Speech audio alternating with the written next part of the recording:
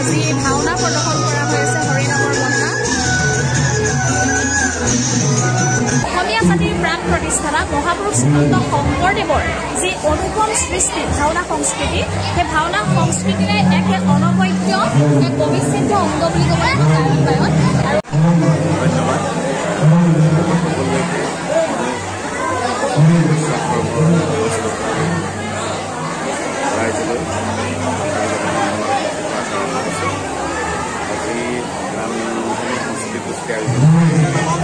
वार्षिक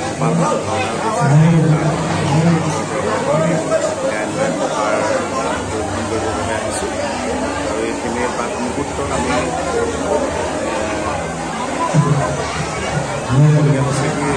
গায়ন বায়নৰ ওপৰত কথা ক'ব লাগে। সেয়া হ'ল প্ৰথমে পূৰ্বৰংগ গায়ন বায়ন। আচলতে ভাওনা কৰিবৰ বাবে এটা পৰিৱেশ সৃষ্টি লাগিব আৰু সেই পৰিৱেশটো সম্পূৰ্ণ ভক্তিমাৰ্গীয়ভাৱে গোটেই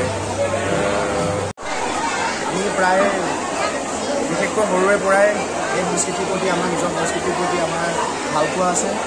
সেই ভালপোৱাৰ কাৰণে আমি আজি সংস্কৃতিৰ লগত জড়িত হৈ আছোঁ।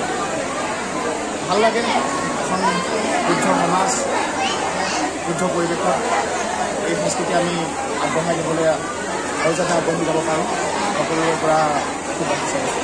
নিশ্চয়কৈ পুনৰ আপোনালোক সকলোলৈকে ভক্তিপূৰ্ণ সেৱা জ্ঞাপন কৰিছোঁ আৰু আপোনালোকৰ এই নামঘৰটোৰ বাবে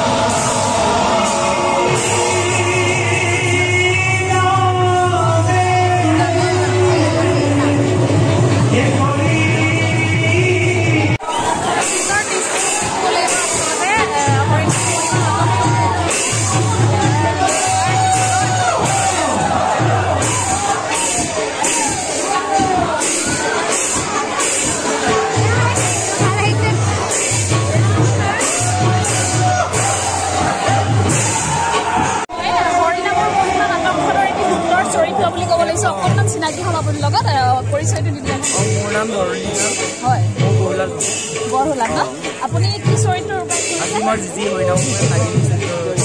সুন্দৰ অভিনয় আপোনালোকৰ ভাল লাগিলে।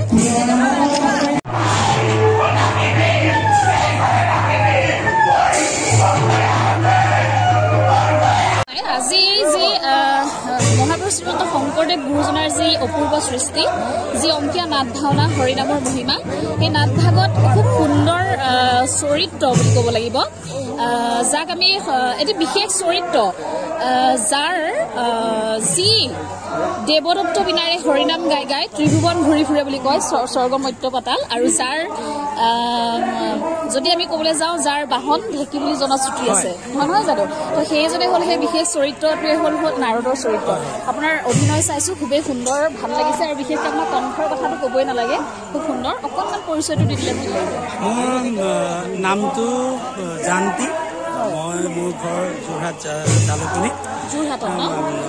পৰিচয়টো দিয়াৰ আগে আগে মই প্ৰথমতে আপোনাক ধন্যবাদ দিছোঁ যে মোৰ নিচিনা এজন ব্যক্তিক আপুনি এইখন যে এখন বিশাল ক্ষেত্ৰত নাৰদ বুলি পৰিচয় দিয়াৰ কাৰণে প্ৰথমতে আপোনাৰ ইউটিউব চেনেলটোকে হওক বা আপোনাকে হওক মই অশেষ ধন্যবাদ জ্ঞাপন কৰিছোঁ। হয়, মানে কি হয়, আৰু নাৰদ বুলি ক'লে আমি সদায় এজন মানে তত্ত্বাৰ্থী যুৱকক বুজো, যি সকলো বৈশিষ্ট্য আপোনাৰ মাজত দেখিবলৈ পাইছোঁ, আৰু সঁচাকৈয়ে সুন্দৰ অভিনয় হৈছে।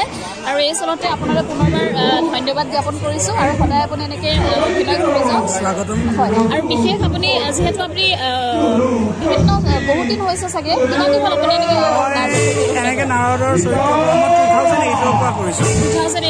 2008ৰ পৰা এনেকৈ বাহিৰলৈ ওলাই আহিছোঁ। 2006ৰ পৰা নাৰদ কৰিছিলোঁ, কিন্তু 2008ৰ পৰা এনেকৈ আৰু নাৰদ হিচাপে বাহিৰলৈ ওলাই আহিছোঁ, আৰু তেতিয়াৰ পৰা ৰাইজে মৰম দিছে আৰু এনেকৈ নাৰদ সঁচাকৈ মৰমৰ যোগ্য। আপুনি সুন্দৰ কণ্ঠৰ অধিকাৰী, পুনৰবাৰ কৈছোঁ, ভাল লাগিছে আপোনাৰ অভিনয় চাই। ধন্যবাদ জ্ঞাপন কৰিছোঁ।